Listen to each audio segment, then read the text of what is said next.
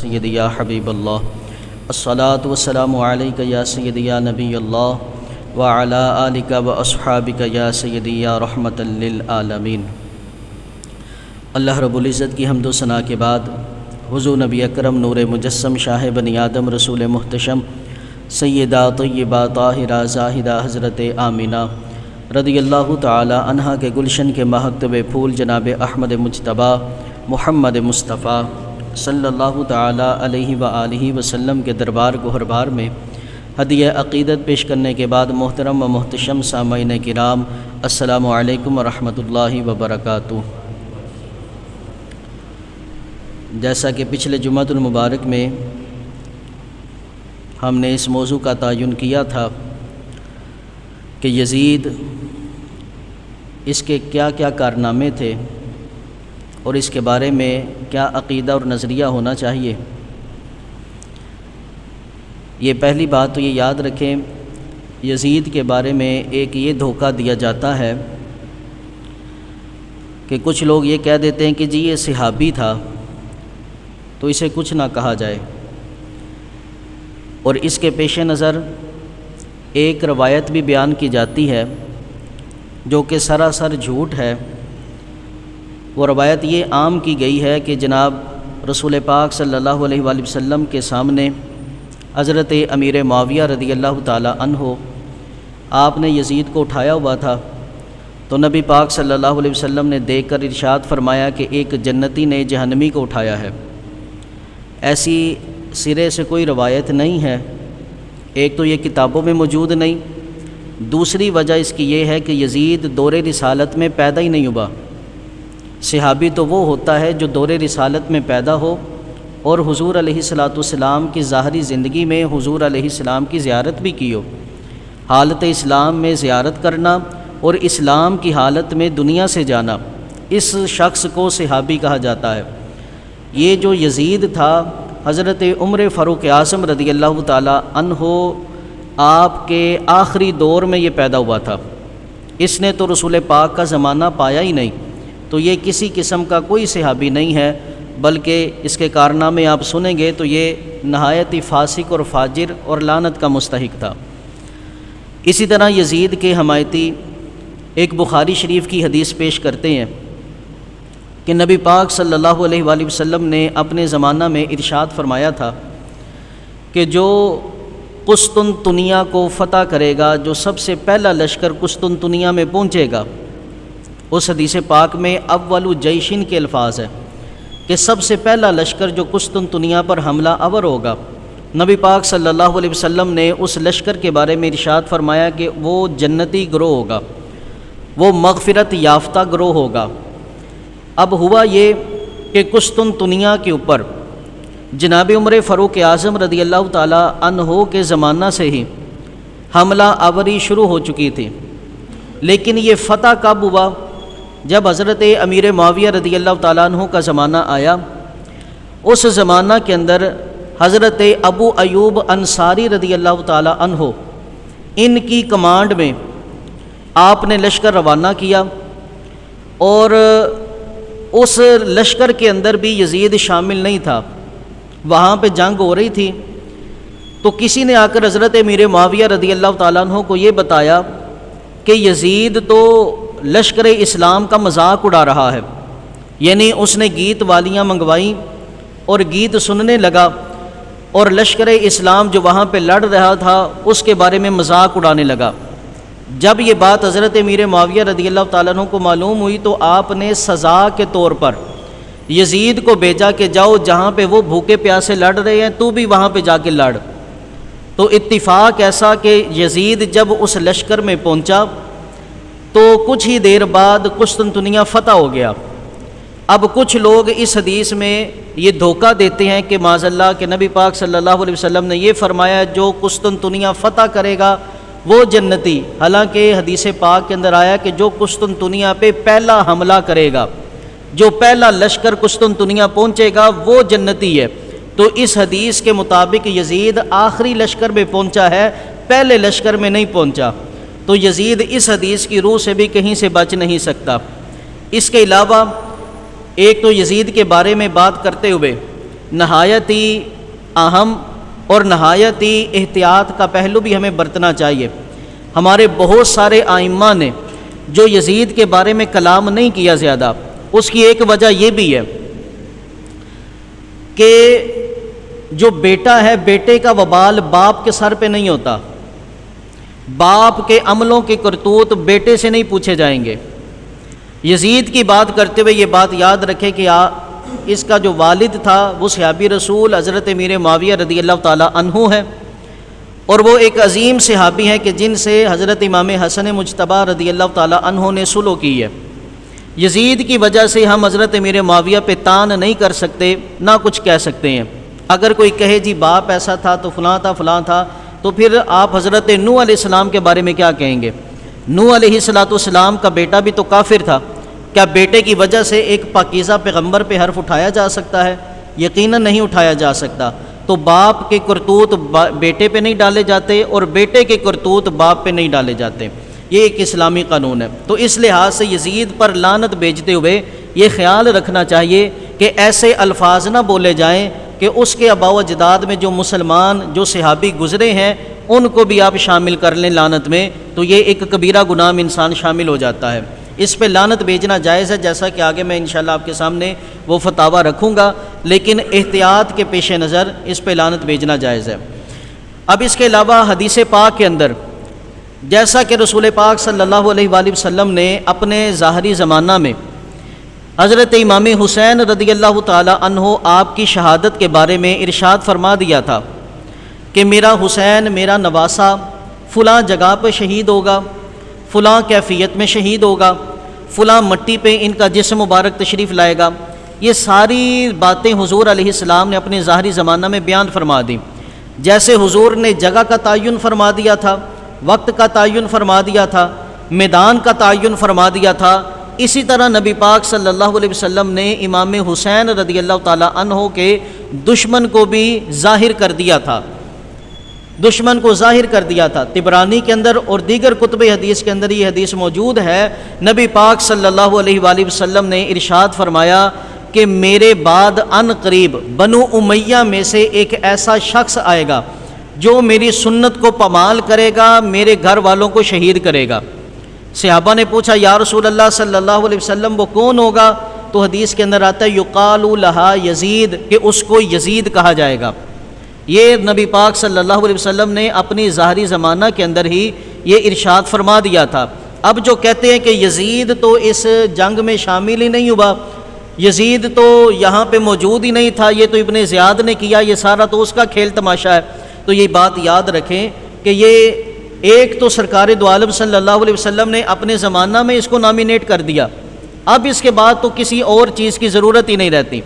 اگر بالفرض جو ضرورت پیش آئی وہ یہ کہ یزید ایک نہایت ہی دھوکے باز شخص تھا، نہایت ہی دھوکے باز شخص تھا، کچھ لوگ آپ کو اصحاب رسول کے کچھ اقوال بھی پیش کریں گے کہ جی فلاں فلاں صحابی نے یزید کی بیعت کر لی تھی، جس میں حضرت محمد بن حنفیہ جو کہ حضرت امام حسین کے بھائی ہیں یہ بھی شامل تھے، اور بھی کثیر صحابہ شامل تھے جنہوں نے یزید کی بیعت کی تھی۔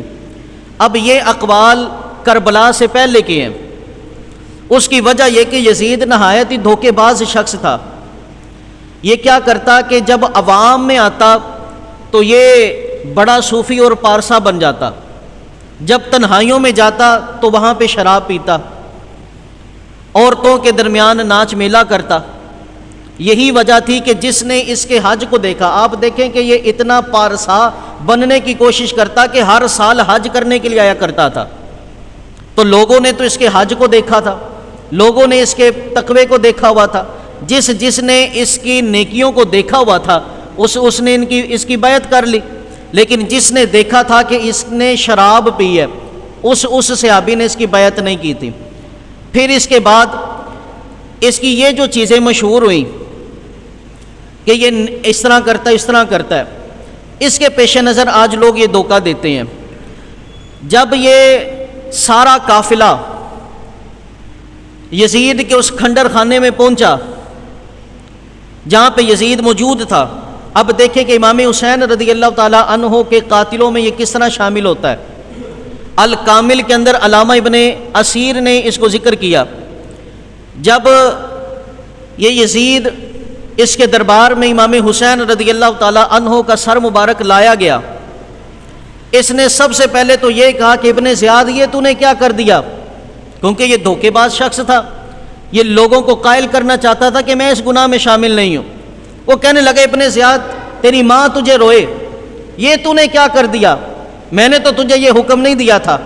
اتنے میں حضرت سیدہ زینب رضی اللہ تعالی عنہا آپ نے پکار کر کہا اے یزید دھوکے بازی نہ کر، اگر تو اس گناہ میں شامل نہیں تو قاتلین حسین تیرے سامنے کھڑے ہیں، انہیں قتل کروا دے۔ اگر تو شامل نہیں، حاکم وقت پہ لازم ہے کہ وہ قاتل کو قتل کروائے، تیرے سامنے قاتلین حسین کھڑے ہیں۔ لیکن یزید نے جب کہا ابن زیاد تو نے یہ کیا، وہ کہنے لگا جی میں نے نہیں، شمر نے کیا۔ شمر سے پوچھا تو نے کیا، اس نے کہا میں نے نہیں، خولی نے کیا۔ جی تو نے کیا، اس نے کہا جی میں نے نہیں کیا، اس نے کیا۔ یزید کہنے لگا کہ امام حسین رضی اللہ تعالیٰ عنہ کا قاتل وہ تو متعین ہی نہیں ہے، لہٰذا ان کو میں چھوڑ دیتا ہوں۔ یہ اس طرح اس نے مکاری کی، لیکن جب دربار میں ابن زیاد کی طرف اشارہ کیا گیا نا تو ابن زیاد نے وہاں پر پھر بات کی۔ ابن زیاد کہنے لگا اما قتل الحسین، کہنے لگا اے یزید اگر مجھ سے کوئی پوچھے نا کہ امام حسین کو میں نے کیوں شہید کیا ہے تو کہنے لگا فَإِنَّهُ أَشَارَ إِلَيَّ يَزِيدُ بِقَتْلِهِ أَوْ قَتْلِي، تو میں یہ کہوں گا کہ مجھے یزید نے اشارہ دیا تھا کہ یا امام حسین کو شہید کر دو یا خود قتل ہو جاؤ، یا امام حسین کا سر لے کر آؤ یا ابن زیاد اپنا سر مجھے بھیجو، دونوں میں سے ایک کام کر کے آنا ہے۔ ابن زیاد نے یزید کے سامنے یہ بات کی تو ابن زیاد کہنے لگا فاخترت قتلہ، میں نے امام حسین رضی اللہ تعالیٰ عنہ کو قتل کرنا اسی کو اختیار کر لیا۔ یہ یزید کے دربار میں یہ ایف آئی آر کاٹی گئی، یہ یزید کے سامنے اس کے جرم کا اظہار جب کیا گیا، اب اس کو پتہ چل گیا کہ میرا جرم تو عیاں ہو گیا۔ اب یزید نے کیا کیا، اس کے ہاتھ میں ایک چھڑی تھی، اس چھڑی سے اس نے امام حسین رضی اللہ تعالی عنہ آپ کے سر مبارک پہ چھڑی لگائی، اور چھڑی لگا کر کہنے لگا بتا حسین اب کیا کہتے ہو، اب کیا کہتے ہو۔ حضرت ابو برزہ اسلمی رضی اللہ تعالیٰ عنہ نہایت ہی ضعیف صحابی رسول وہاں پہ موجود تھے، وہ لڑکھڑاتی ہوئی آواز میں روتے ہوئے بول پڑے، آپ کہنے لگے اے بدبخت یہ اپنی چھڑی کو پیچھے کر لے، ہم نے ان لبوں کو دیکھا ہے کہ ان لبوں کو مصطفیٰ نے چوما ہے، تو اپنی چھڑی لگاتا امام حسین کے دندان مبارک پہ، ہم نے اس سر کو دیکھا ہے کہ حضور اس سر کو چوما کرتے تھے۔ اللہ اکبر کبیرہ۔ اسی طرح اس سے آگے چلو، آج لوگ کہتے ہیں جی یزید شامل نہیں تھا۔ جب واقعہ کربلا ہو گیا، کربلا کے بعد مکہ المکرمہ میں حضرت عبداللہ بن زبیر رضی اللہ تعالی عنہما لوگ ان کے گرد جمع ہوئے۔ عبداللہ ابن زبیر رضی اللہ تعالی عنہ سے کہا گیا کہ آپ ہمارے خلیفہ بنے، ہم آپ کی بیعت کرتے ہیں۔ مکے والوں نے آپ کو چن لیا۔ دوسری طرف یزید نے عبداللہ ابن عباس مفسر قرآن صحابی رسول حضور کے چچا کے صاحبزادے حضرت عبداللہ ابن عباس کو خط لکھ کر بھیجا۔ یزید کہنے لگا عبداللہ ابن عباس عبداللہ ابن زبیر کی مخالفت کرو اور میری بیعت کرو۔ عبداللہ ابن زبیر حکومت کے خلاف ہے۔ جب یہ خط حضرت عبداللہ ابن عباس کو ملا تو اب البدایہ والنہایہ کے اندر اور علامہ طبرانی نے المعجم کے اندر اس مکمل خط کو ذکر کیا۔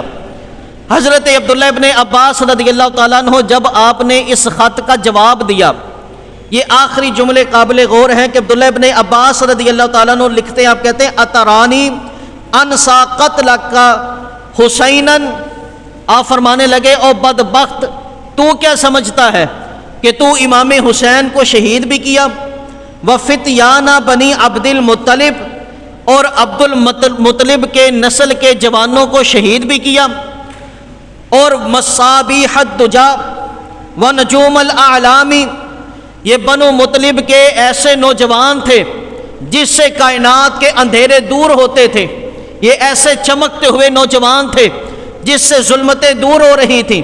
یہ ایسے نوجوان تھے جن کے چہروں سے ایمان پھوٹ رہا تھا، یہ ایسے نوجوان تھے جن کے چہرے چمک رہے تھے، ایمان سے تر و تازہ تھے۔ ایسے جوانوں کو تو نے شہید کیا۔ غادرتہم جنودک بامرک، حضرت عبداللہ ابن عباس رضی اللہ تعالیٰ عنہ لکھتے ہیں، آپ کہتے ہیں کہ یزید تو کیا سمجھتا ہے کہ میں نہیں جانتا؟ ہم جانتے ہیں کہ تیرے حکم سے تیرے لشکر نے امام حسین رضی اللہ تعالیٰ عنہ کو شہید کیا ہے، اور تو ہم سے بیعت کا تقاضا کرتا ہے۔ یہ حضرت عبداللہ ابن عباس کے الفاظ تھے۔ اور پھر لوگ کہتے ہیں جی یزید تو اس میں شامل نہیں تھا۔ دیکھو تو صحیح، یزید نے اپنے جرم کا خود اقرار کیا۔ یزید جو اپنا دفاع نہ کر سکا، آج 1400 سال بعد اس کے چیلے اس کا دفاع کر رہے ہیں۔ یزید جب امام حسین رضی اللہ تعالیٰ عنہ کو شہید اس نے کیا، اس نے کچھ اشعار پڑھے تھے۔ وہ اشعار کیا تھے؟ کہتا لیتا اشیاخی ببدر شاہدو الخزرج فی وقع الاصلہ، کہتا ہے کہ کاش کہ بدر میں جو میرے آباء و اجداد گئے تھے آج وہ حاضر ہوتے اور خزرج کی آہو بقا کی چیخ و پکار سنتے۔ قد قتلنا الضعف من اشرافکم وعدلنا میل بدر فاعتدلا۔ اس نے یہ شعر پڑھا، وہ کہنے لگا کہ کاش بدر کے اندر جو بنو امیہ کے جو میرے آباء و اجداد کے بڑے مر گئے نا، کاش وہ آج زندہ ہوتے اور امام حسین کا یہ کٹا ہوا قافلہ دیکھتے تو وہ میری اس حرکت پہ خوش ہوتے کہ آج میں نے بدر والوں کا بدلہ لے لیا ہے۔ مجھے بتائیں بدر والوں کا امام حسین سے بدلہ لینے کا بات مقصد کیا تھا؟ امام حسین رضی اللہ تعالیٰ عنہ سے بدر کا بدلہ لینا، یہ تو صاف وہ ظاہر کر رہا تھا کہ وہ اسلام سے کفر کا بدلہ لے رہا تھا۔ یہ واضح طور پہ اس نے اپنے جرم کا اقرار کیا۔ یہ تو تھا اس کا ایک جرم، اور بھی کئی شواہد موجود ہیں کہ یزید کا حکم تھا، ابن زیاد نے پوری فوج کشی کی۔ اس کے بعد جب 63 ہجری آئی، ذوالحجہ کا مہینہ ہے، 27 ذوالحجہ ہے، ان دنوں کے اندر یزید کو خبر پہنچی جو اس نے دوسرا بڑا جرم کیا۔ یزید کو خبر پہنچی کہ جناب عبداللہ ابن زبیر رضی اللہ تعالیٰ عنہ نے خلافت کا اعلان کر دیا ہے۔ مدینے والوں کو جب خبر پہنچی کہ یزید نے امام حسین کو شہید کیا، مدینے والوں نے اس کی بیعت کو توڑ دیا۔ اب جو مدینے کا امیر تھا حکومت کی طرف سے، اس نے سارے مدینے والوں کو اکٹھا کیا، اس نے بھی یہی کام کیا۔ اس نے کہا جی یزید تو بڑا اچھا ہے، اس کے خلاف اکٹھے نہ ہو۔ جب اس نے یہ کہا تو صحابہ نے کہا کہ ہم نے تو سنا ہے کہ اس نے امام حسین کو شہید کیا اور وہ شراب پیتا ہے، ہم ایک شرابی، ایک بے نمازی، ایک زانی کی بیعت کیسے کر سکتے ہیں؟ وہ امیر کہنے لگا ایسا کرو، اپنا ایک وفد تیار کرو، وہ وفد یزید کے پاس بھیجو اور وہ دیکھے کہ یزید کیسے کام کرتا ہے۔ اب ایک وفد تیار کیا گیا مدینے والوں کا، ان میں حضرت حنظلہ جسے غسیل الملائکہ کہا جاتا ہے، جن کی شہادت کے بعد فرشتوں نے غسل دیا تھا آسمانوں پہ، اس صحابی رسول کے صاحبزادے حضرت عبداللہ بن حنظلہ، ان کی ہمراہی میں ایک وفد تیار ہوا جو یزید کے پاس گیا۔ جب یہ وفد وہاں سے واپس پلٹ کر آیا تو انہوں نے آ کر بتایا کہ لوگ جو کہتے ہیں وہ سچ کہتے ہیں، ہم نے دیکھا ہے کہ یزید شراب پیتا ہے، ہم نے دیکھا ہے وہ نمازوں کا تارک ہے، ہم نے دیکھا ہے وہ مسجد میں بندروں کے تماشے کرواتا ہے، ہم نے دیکھا ہے وہ عورتوں کو نچواتا ہے، ہم نے دیکھا ہے وہ رقص اور گانے کی محفلیں سجاتا ہے، ہم اس کی بیعت تو نہیں کرتے۔ جب مدینے والوں نے سنا تو انہوں نے کہا اب ہمارے پاس تو کوئی دلیل نہیں کہ اس کی بیعت باقی رکھیں۔ مدینے والوں نے بھی بیعت توڑ دی، مکے والوں نے بھی توڑ دی، سب اس کے خلاف نکل پڑے۔ اب جب سب اس کے خلاف نکلے تو یزید نے 12,000 کا لشکر بھیجا، 12,000 کا لشکر مدینہ المنورہ میں بھیجا گیا، مقام حرہ کے اوپر۔ حرہ کہتے ہیں پتھریلے علاقے کو، مدینے کے پاس ہی پتھریلا علاقہ، پتھریلا، وہاں پہ وہ فوج اکٹھی ہوئی، 12,000 کا لشکر۔ اللہ اکبر کبیرہ۔ یہ وہ مدینہ المنورہ ہے کہ حضرت عثمان غنی رضی اللہ تعالی عنہ آپ نے اپنے دور کے اندر نہ کچھ مسجد کے دروازے بنوائے، مسجد نبوی کے کچھ گھر کے دروازے بنوائے۔ آپ نے مستریوں سے کہا، مزدوروں سے کہا کہ مدینے کی سرحد کے باہر جا کر یہ دروازوں کی ٹھکائی کرنا، کیل ٹھوکنا، مسجد نبوی کے اندر دروازوں کے اندر کیل نہ ٹھوکنا۔ کہا یا امیر المؤمنین وجہ کیا ہے؟ تو آپ کہنے لگے بات یہ ہے کہ اگر تم ہتھوڑی سے کیل ٹھوکو گے میرے رسول آرام فرما رہے ہیں، میرے رسول آرام فرما رہے ہیں۔ حضرت اما عائشہ صدیقہ رضی اللہ تعالی عنہا آپ اپنی دیوار میں کیل نہیں ٹھوکا کرتی تھی، آپ فرماتی ہیں کیونکہ رسول پاک آرام فرما رہے ہیں۔ وہ مدینہ المنورہ اللہ اکبر کبیرہ جس کو رب ذوالجلال نے حرم قرار دیا، جہاں پر شیر بھی آئے تو اپنی خون خواری کو پیچھے چھوڑ کر آتا ہے۔ وہ مدینہ المنورہ جہاں پہ دجال نہیں آ سکتا، 12,000 کا لشکر اس مدینے میں بھیجا گیا، اور 12,000 لشکر کو کیا کہا گیا؟ یزید نے کہا کہ 3 کام کرنا، 3 دن دینا اہل مدینہ کو سوچنے کے لیے، ان کا محاصرہ کر لینا، اگر وہ باز آ جائیں میری بیعت کر لیں تو ٹھیک ہے، وگرنہ خون ریزی کرنا، میرے مخالفین کو قتل کر دینا۔ اور اس نے تیسرا جو کہا نا، خدا کی عزت کی قسم آج تو فلسطین میں کچھ بھی نہیں ہو رہا یار، اگر یزید کے مظالم ہم مدینے میں دیکھیں نا تو فلسطین تو آٹے میں نمک کے برابر ہے، اور فلسطین کا ظلم ہم سے دیکھا نہیں جاتا، تو سوچے مدینے میں کتنا ظلم ہوا ہوگا۔ اس نے کہا 3 دن کے لیے مدینے کی عورتیں تم پر حلال ہے، جس مرضی گھر میں داخل ہو جاؤ۔ جب اہل مدینہ نے تلواریں اٹھائی، اہل مدینہ پر اس نے چڑھائی کی، 12,000 وہ فوجی لشکر جناب مدینے پہ چڑھائی کر رہا ہے۔ اسی دوران حضرت عبد الرحمن بن عوف شہید ہوئے تھے۔ عبد الرحمن ابن عوف وہ 10 مبشرہ کے صحابی ہیں، اسی جنگ کے اندر آپ شہید ہوئے، کثیر صحابہ شہید ہوئے۔ اتنا ظلم کیا گیا کہ ایک یزیدی فوجی مدینہ المنورہ میں ایک گھر میں داخل ہوا، ایک خاتون تھی، اس کے ہاتھ میں چھوٹا سا بچہ تھا۔ جب وہ یزیدی اندر داخل ہوا تو اس نے کہا جی لاؤ مال کہاں پہ ہے؟ اس خاتون نے کہا کہ ایک سپاہی آیا تھا، وہ ہم سے پہلے ہی مال لے کر چلا گیا ہے۔ اس یزیدی نے غصے کے اندر اس چھوٹے سے بچے کو پکڑا اور دیوار پہ مارا، اور بچے کا مغز باہر آ گیا۔ یہ اس مدینہ المنورہ کی بات کر رہا ہوں کہ جہاں پہ میرے محبوب صلی اللہ علیہ وسلم نے فرمایا آواز بھی اونچی نہ کرنا، میرے رب نے فرمایا عمل اکارت کر کے رکھ دوں گا، سارے عمل برباد ہو جائیں گے۔ حضرت حسن بصری رحمۃ اللہ تعالی علیہ، آج لوگ کہتے ہیں کہ جناب یہ تو پچھلی صدی میں کہیں پہ واقعہ ہررا بیان نہیں کیا گیا۔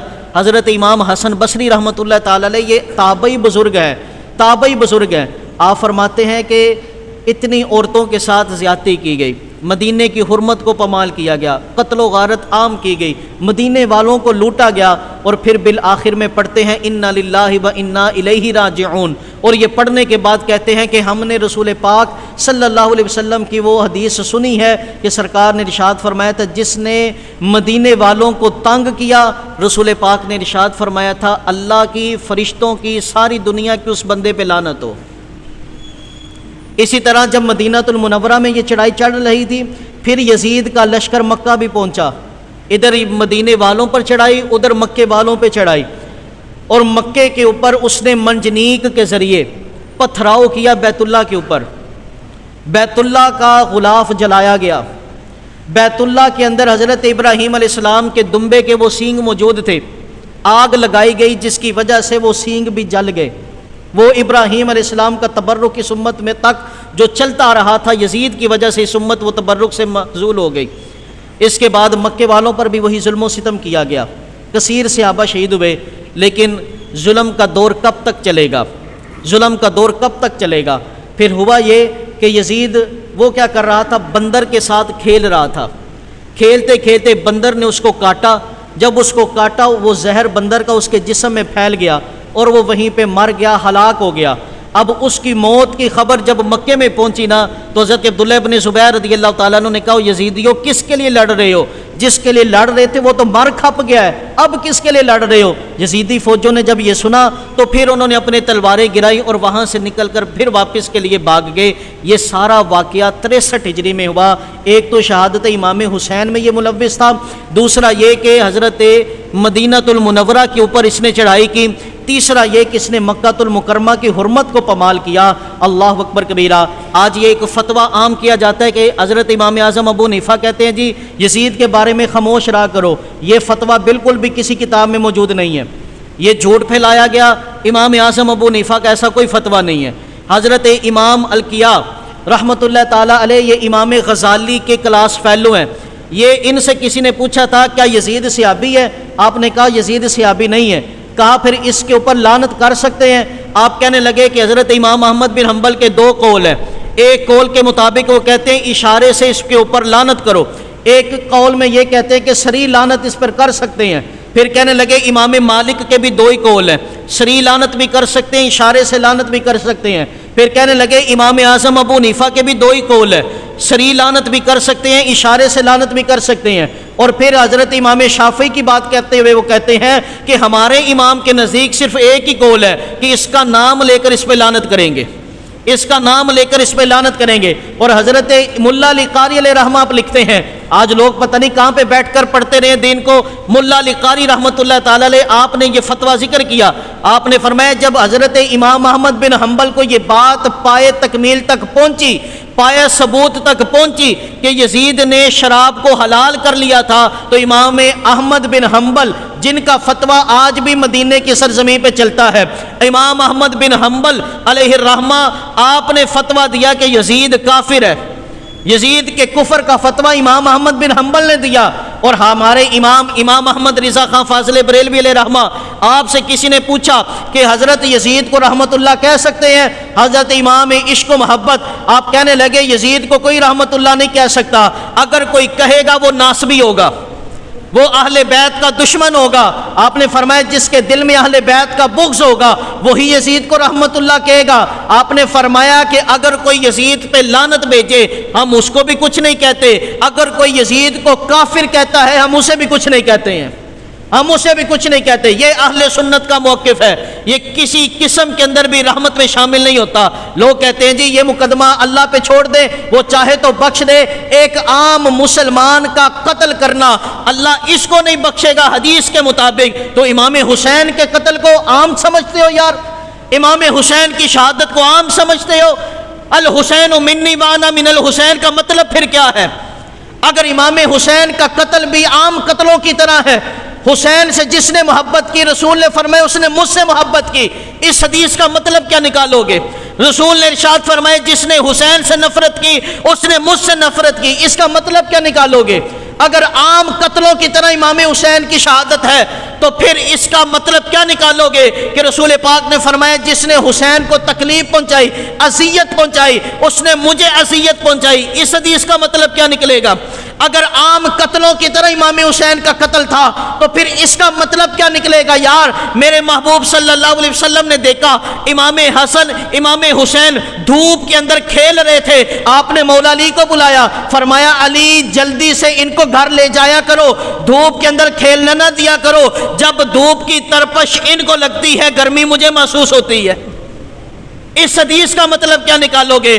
اس کا مطلب یہی نکلے گا کہ جس نے امام حسین رضی اللہ تعالی عنہ کو تکلیف دی اس نے رسول کو تکلیف دی، جس نے حضرت امام حسین کو شہید کیا آپ کی آنکھوں سے آنسو بہائے گے، در حقیقت اس نے رسول کی آنکھوں سے آنسو بہائے۔ مجھے بتاؤ رسول کو تکلیف دینے والا مسلمان ہو سکتا ہے؟ یزید جو رسول کو تکلیف پہنچائے، رسول سے نفرت کرے، کیا وہ اسلام میں داخل ہو سکتا ہے؟ یزید کی تقریباً ایک روایت میں آتا ہے 12 بیٹے تھے، ایک روایت میں آتا ہے 18 بیٹے تھے، لیکن خدا کی عزت کی قسم آج تمہیں کریا کریا بستی بستی صدیقی خون تو مل سکتا ہے، ابو بکر صدیق کا خون تو مل سکتا ہے، عمر فاروق سے چلنے والے فاروقی تو تمہیں مل سکتے ہیں، عثمان غنی سے چلنے والی عثمانی نسل تو مل سکتی ہے، مولا علی سے چلنے والی علوی نسل تو مل سکتی ہے، مولا علی سے چلنے والے آوان تو مل سکتے ہیں، مولا علی سے چلنے والی عباسی تو مل سکتی ہے، آپ کو مولا علی سے چلنے والی حسنی اور حسینی نسل تو مل سکتی ہے، لیکن خدا کی قسم یزیدی کوئی نہیں ملے گا، کوئی ایسا نہیں ملے گا جس کا شجرہ نسب یزید تک جاتا ہو۔ حالانکہ حسین کا ایک بیٹا بچا تھا، اس ایک بیٹے سے دنیا میں نسل کتنی پھیلے۔ تو پھر مجھے یہاں پہ وہ قرآن کی آیت پڑھنے دو، ان شانئک ھو الابتر، میرے رب نے فرمایا محبوب جو تیرا دشمن ہوگا نسل کٹا ہوگا، جو تیرا دشمن ہوگا وہ نسل کٹا ہوگا۔ اس آیت میں اور حدیث کی روشنی سے پتہ چلتا ہے کہ یزید صرف امام حسین کا دشمن نہیں، وہ تو رسول کا بھی دشمن تھا، وہ تو رسول کا بھی دشمن تھا۔ تو اس لیے فخر کیا کرو اپنے امام پر، یہ یزید کے وہ کارنامے تھے، یہ وہ یزید کی جفا تھی، یہ وہ یزید کا ظلم تھا جس کی وجہ سے ہم اس کے بارے میں کوئی ہلکا جملہ سننے کے لیے پسند نہیں کرتے، اس کے لیے کوئی بھی ہم جناب والا ہلکی لعنت پسند نہیں کرتے، ہم اس کے لیے جناب کوئی ہلکا سا گناہ کی طرح اس کی نسبت ہم پسند نہیں کرتے۔ یہ گناہوں کا سرغنہ تھا، یہ گناہ کرنے والوں کا سردار تھا، یہ گناہ کرنے والوں کا سربراہ تھا، لیکن فخر کیا کرو اپنے ناس پہ اہل سنت، ہمارا امام وہ ہے جو کبھی سجدہ کرتا ہے کبھی قرآن پڑھتا ہے۔ بولو، بس مائک چھوڑتا ہوں، اور بولو ذرا محبت سے، اور گج کے بولو ذرا۔